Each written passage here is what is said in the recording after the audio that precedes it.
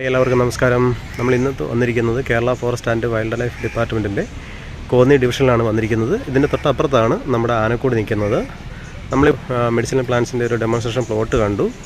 അപ്പോൾ എനിക്ക് തോന്നിയത് സെപ്പറേറ്റ് തന്നെ ഒരു വീഡിയോ ചെയ്യണമെന്ന്. കാരണം നമ്മുടെ ചുറ്റുപാട് നമ്മൾ കണ്ടുകൊണ്ടിരിക്കുന്നത് നമ്മൾ കാണാതെ പോയതുമായിട്ടുള്ള ഒരുപാട് ഔഷധ സസ്യങ്ങളുണ്ട്.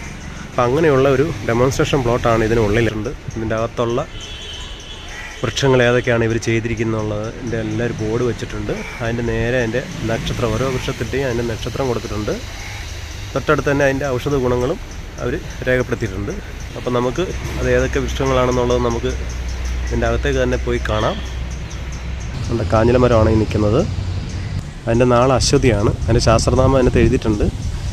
കാഞ്ഞിരത്തിൻ്റെ വിത്താണ് അവർ അതിൻ്റെ മരുന്നിന് വേണ്ടിയിട്ട് എടുക്കുന്നത്. ഇതാണ് നെല്ലി. അത് ശരീരപുഷ്ടിക്ക് നല്ലതാണ്. എടുക്കുന്നത് അതിൻ്റെ ഫലം തന്നെയാണ്. ഈ കാണുന്നതാണ് അത്തി. ഈ വലിയ ഇലയുള്ളതാണ് അത്തി.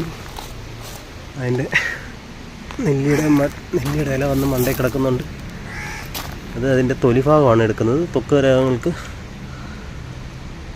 എടുക്കുന്നതാണ്. ഇതാണ് ഞാവൽ. എൻ്റെ ഞാവൽ മരം. ഞാവൽ ഇല നല്ല നീണ്ടിരിക്കും. പ്രമേഹ രോഗത്തിന് ഉപയോഗിക്കുന്ന മരുന്നാണ്. ഞാവൽ പഴം തന്നെയാണ് ഉപയോഗിക്കുന്നത്. അടുത്തത് കരിങ്ങാലി. രക്തശുദ്ധിക്കൊക്കെയാണ് എടുക്കുന്നത്. അതതിൻ്റെ പട്ടയാണ് എടുക്കുന്നത്. പിന്നെ അടുത്തത് വരുന്നത് കരിമരം. ഇതിൻ്റെ ഫലം തന്നെയാണ് എടുക്കുന്നത്. മൂത്രാശയ രോഗങ്ങൾക്കാണ് എടുക്കുന്നത്. മഞ്ഞമുള. അത് വരുന്നത് പുണർതം നാളാണ്. അതിൻ്റെ പനിക്ക് ബെസ്റ്റാണ്. മുളയുടെ ഇലയാണ് ഇതിന് ഔഷധമായിട്ട് എടുക്കുന്നത്. അരയാൽ ത്വക്ക് രോഗങ്ങൾക്ക് ഔഷധമായിട്ട് ഉപയോഗിക്കുന്നതാണ്. ഇതിൻ്റെ ഇല, തൊലി, ഫലം ഇതൊക്കെയാണ് ഉപയോഗിക്കുന്നത്. പിന്നെ വരുന്നത് നാങ്ക് എന്ന വൃക്ഷമാണ്. ദഹന സംബന്ധമായ അസുഖങ്ങൾക്ക് ഉപയോഗിക്കുന്നു.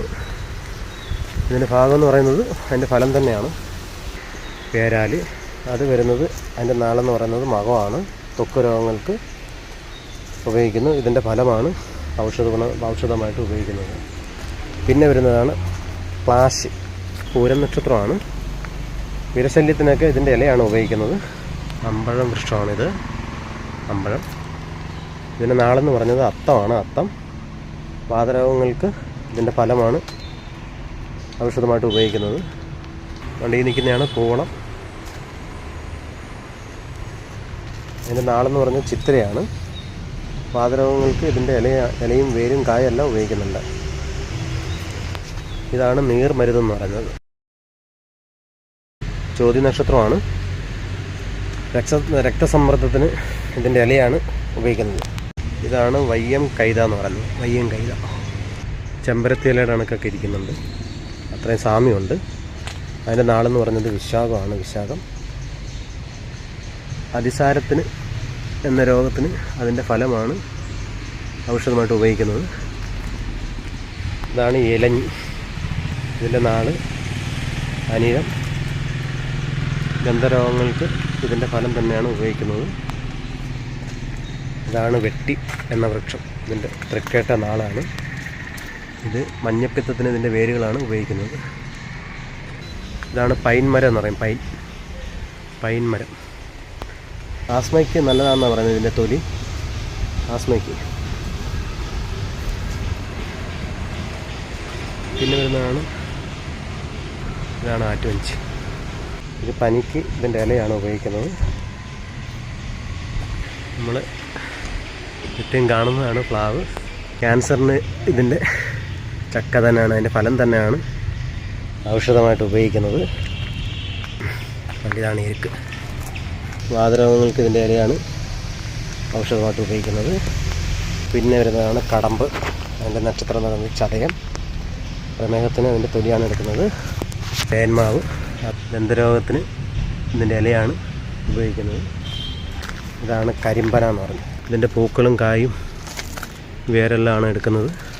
ഇത് ഇലിപ്പ എന്ന് പറഞ്ഞ വൃക്ഷമാണ്. പനിക്ക് ഇതിൻ്റെ ഇലയാണ് എടുക്കുന്നത്. അതുകൊണ്ട് ഇതാണ് മറന്നുണ്ടി എന്ന് പറയുന്നത്. ചർമ്മരോഗങ്ങൾക്ക് രക്തദുഷ്ടി, തോൾ വിഷം, കുഷ്ഠം, ചുടുനീറ്റൽ എന്നതിന് ഇതിൻ്റെ വേരാണ് ഉപയോഗിക്കുന്നത്. ഇതാണ് കറ്റാർ വാഴ, നമുക്കറിയാവുന്നതാണ്. വ്രണം, കേശ സംരക്ഷണം ഇതിനൊക്കെ ഇതിൻ്റെ ഇലയാണ് ഉപയോഗിക്കുന്നത്. ഇതാണ് എൻ്റെ സർപ്പഗന്ധി എന്ന് പറഞ്ഞത്. ഇതാണ് മുക്കുറ്റി. കുറ്റി കുറച്ചേ ഉള്ളൂ. വയറിളക്കത്തിനും ചുമ, കഫക്കെട്ട് എന്നിവയ്ക്ക് ഇത് സമൂല എടുത്ത് കഴിക്കുന്നതാണ് ഇതിൻ്റെ ഔഷധ ഗുണം. ഇതാണ് പുന്നമരം. ഇത് വാദം, ത്വക്ക് രോഗങ്ങൾക്ക് എന്നിവയ്ക്ക് ഇതിൻ്റെ എണ്ണ എടുത്തിട്ടാണ് ചെയ്യുന്നത്. ഇത് എണ്ണയാക്കിയിട്ടാണ് ഇത് ഉപയോഗിക്കുന്നത്. ഇതാണ് വാദം കൊല്ലി എന്ന് പറയും. വാദം കൊല്ലി ആണിത്. വാദം, ആസ്മ, ചുമ എന്നിവയ്ക്ക് ഇതിൻ്റെ ഇലയാണ് ഉപയോഗിക്കുന്നത്. ഇഞ്ചി നമുക്കറിയാവുന്നതാണ്. ദഹന സംബന്ധമായ രോഗങ്ങൾക്ക്, ജ്വരം, കാസം എന്നിവയ്ക്കും ഇതിൻ്റെ പ്രഗന്ധം ആണ് എടുക്കുന്നത്. ഇഞ്ചി വിത്താണ് എടുക്കുന്നത്. ഇത് വന്നാൽ ചക്രക്കൊല്ലി, പ്രമേഹം, മൂത്രാശയ രോഗങ്ങൾ എന്നിവയ്ക്ക് ഇതിൻ്റെ ഇല, വേര് ഭാഗങ്ങളാണ് എടുക്കുന്നത്. ചക്രക്കൊല്ലി എന്ന് പറയും. പിന്നെ തതാരിപ്പൂവ് എന്ന് പറയുന്നുണ്ട്. വേറെ വൃക്ഷം എൻ്റെ പുറകിലുണ്ട്. തതാരിപ്പൂവ്. യശങ്ക് എന്ന് പറഞ്ഞൊരു സസ്യമുണ്ട്. വാദം, കഫക്കെട്ട്, ആസ്മ, ചുമ എന്നിവയ്ക്ക് സമൂല എടുത്ത് കഴിക്കുന്നതാണ് യശങ്ക്. പിന്നെ വരുന്നത് കസ്തൂരി മഞ്ഞൾ, നമുക്കറിയാം കസ്തൂരി മഞ്ഞൾ. പിന്നെ നീലപ്പനയുണ്ട്. മഞ്ഞപ്പിത്തം, ചുമ, നീര്, സ്ത്രീ രോഗങ്ങൾ എന്നിവയ്ക്ക് മൂലകാന്ഡം ആണ് എടുക്കുന്നത്. പൂവും കുറുന്തൽ, ചെറുള, നീരൂറ്റിക്കിഴങ്ങ്, പുളിയറയൻ, തുളസി. അപ്പം തീർച്ചയായിട്ടും നിങ്ങൾ കോന്നി ഡിവിഷനിൽ ആനക്കൂട് കാണാൻ വരുമ്പോൾ തീർച്ചയായിട്ടും അതിൻ്റെ ഇടത് സൈഡിൽ തന്നെ നമ്മൾ മെയിൻ ഡെമോൺസ്ട്രേഷൻ പ്ലോട്ടായിട്ട് തന്നെ തീർച്ചയായിട്ടും ഫാമിലീസായിട്ടൊക്കെ വരുന്നവരുണ്ടെങ്കിൽ, കുട്ടികളായിട്ടൊക്കെ വരുന്നവരുണ്ടെങ്കിൽ തീർച്ചയായിട്ടും കയറണം. കാര്യം എന്ന് പറഞ്ഞാൽ നമ്മുടെ കുട്ടികൾക്കൊക്കെ ഇതൊന്ന് പരിചയപ്പെടുത്തി കൊടുക്കണം. വേണ്ടിയിട്ടായിരിക്കും, എല്ലാവർക്കും ഒന്ന് മനസ്സിലാക്കി കൊടുക്കുന്നതിന് വേണ്ടിയിട്ടായിരിക്കും ഇങ്ങനെ ഡെമോൺസ്ട്രേഷൻ പ്ലോട്ട് തന്നെ ഇവിടെ സെറ്റ് ചെയ്തിട്ടുള്ളത്. അപ്പോൾ നിങ്ങൾക്ക് തീർച്ചയായിട്ടും ഈ വീഡിയോ ഇഷ്ടപ്പെട്ടു എന്ന് ഞാൻ വിചാരിക്കുന്നു.